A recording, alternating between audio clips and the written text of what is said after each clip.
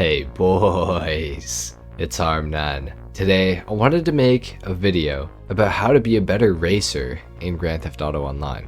Now, I have seen a couple of comments asking me how I am so good at racing in GTA or whatever, and I get accused of cheating all the time in races, so I figured maybe I should make a video on how to do better in races. So there's a few things that I'm going to just show you guys in this video, and hopefully you can learn from them and use them in your own races whenever you're actually racing in Grand Theft Auto Online. So anyway, the first thing that I want to show you guys here, I'm using the Trojan Emerus right now, just so everyone's aware. The first thing that you're going to want to do is you're going to want to learn how to curb boost. Now, it's actually going to be pretty hard to show you guys this on camera because there's just not really a good way of showing it.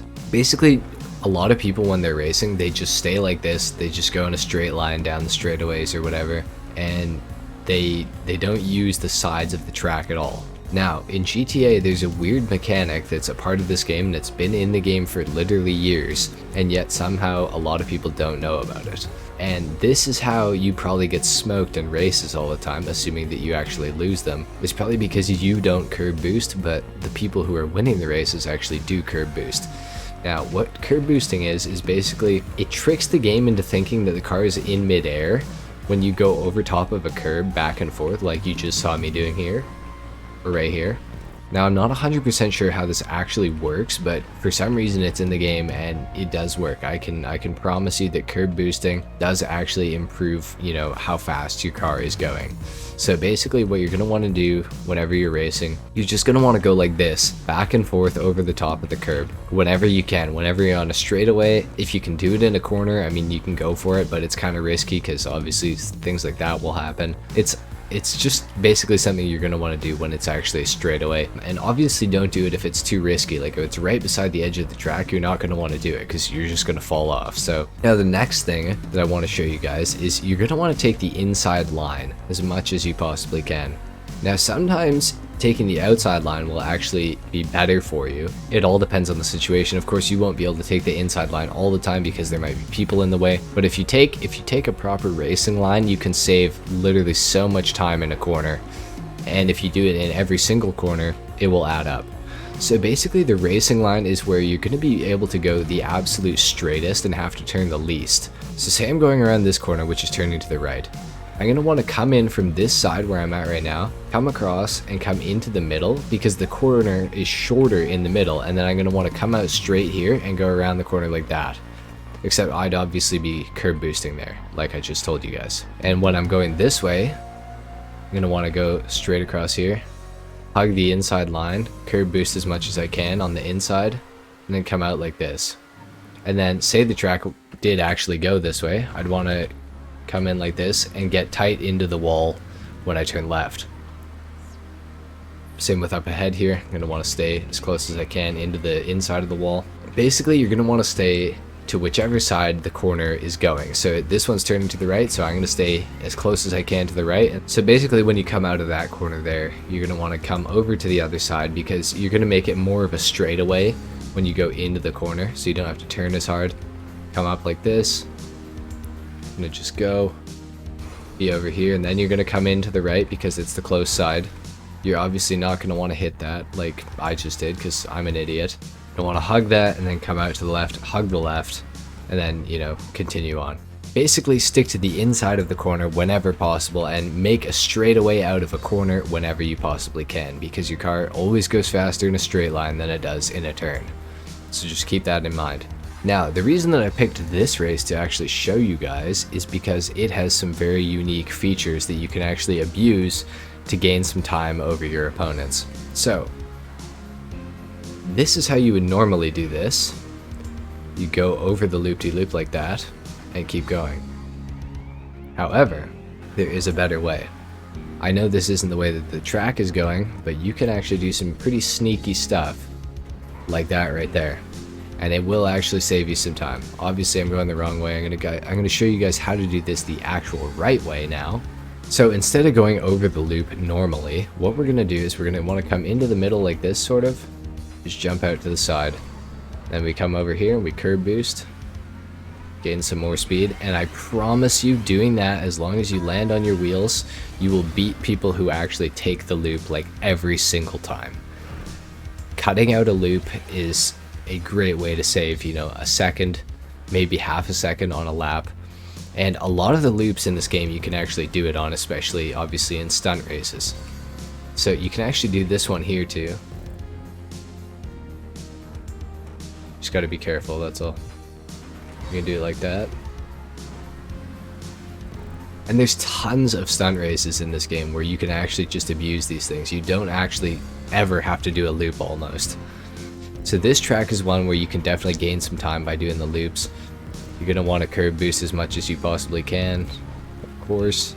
Now, I don't have anyone in this race with me, but another thing that you're going to want to pay attention to is slipstreaming. So if you can get in behind another car, you will basically gain a huge amount of speed from being behind them and being in their draft. So that means their car is hitting the air out of the way for your car because you're tucked in behind them. So you're going to actually get a speed boost because you don't have as much air to cut through. So slipstreaming is very, very key.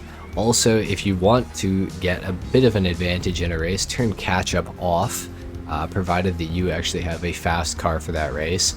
Catch up turned off is always a good option because it makes whoever's in first, you know, actually have the same amount of speed as everyone else in the race. So if you're planning on winning the race, and if you know, are starting early in the race, turn catch up off because it'll help you.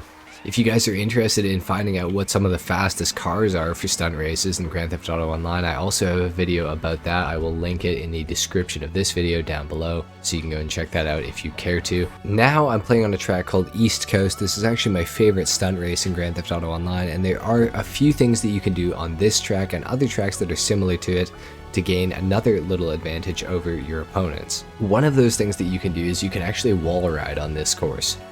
So you come up to the wall like this. I'm not very great at this, so I might fail this, or I might get it first try, baby. Let's go. You can do that, and it actually will gain you a huge amount of time if you can do it correctly. However, it is quite risky.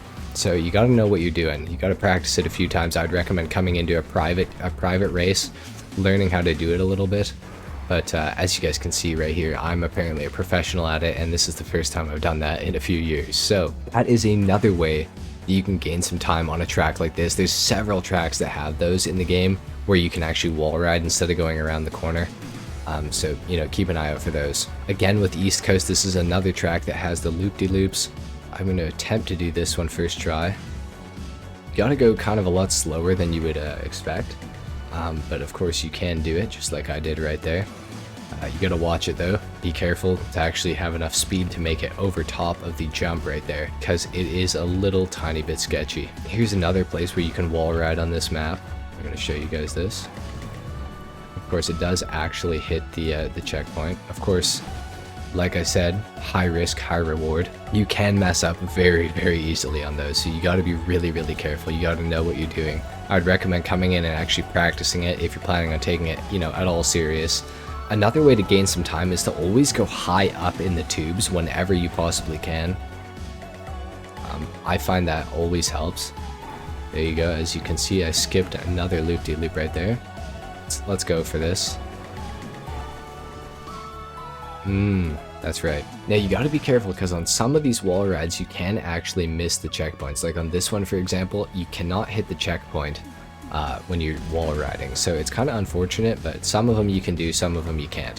However, right here I know that you can do this one because I've seen several people do it in my own races that I've been in the middle of doing, and it really ruins your day because it actually, you gain so much time with it.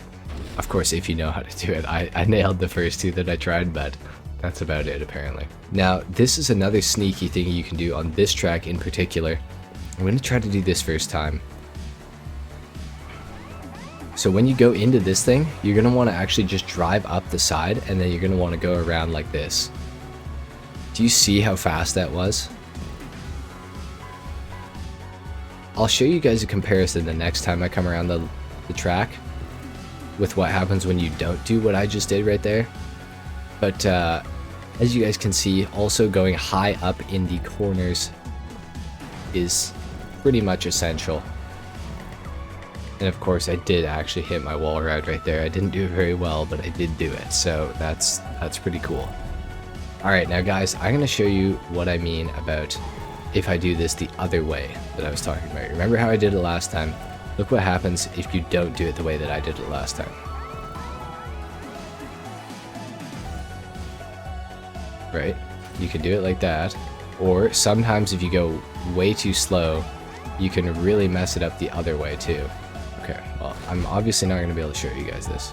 But you saw how much slower it was for me to do that the way that I just did it right there compared to how I first did it before. Now the final thing that I'm going to talk about is in this tube on East Coast and many other tracks like this, if you stay as high as you possibly can in the tube, you will gain a ridiculous amount of speed. As you guys see right now, me coming out of that thing, I was just flying. So there's a lot of little tricks you can do, guys. Don't be afraid to try some stuff out. However, if you want to learn it, if you want to practice it, of course you can start these jobs on your own. You don't have to do it in an actual live race. I would recommend coming into the race by yourself, practicing for a bit, and then going into the real race. Anyway guys, I think that's pretty much it for the video. I think I covered everything that I really wanted to talk about. There's some more little abusive stuff that you could do on some of these races. Don't be afraid to try it. It's not illegal. It's in the game for a reason. And if people get mad about it, they're just a hater and they can't be bothered to learn it for themselves. If this video helped you out, leave a like. It's always appreciated. If not, dislike. Subscribe if you guys are new, and I will see you all in the next video. Until then, take care. Peace.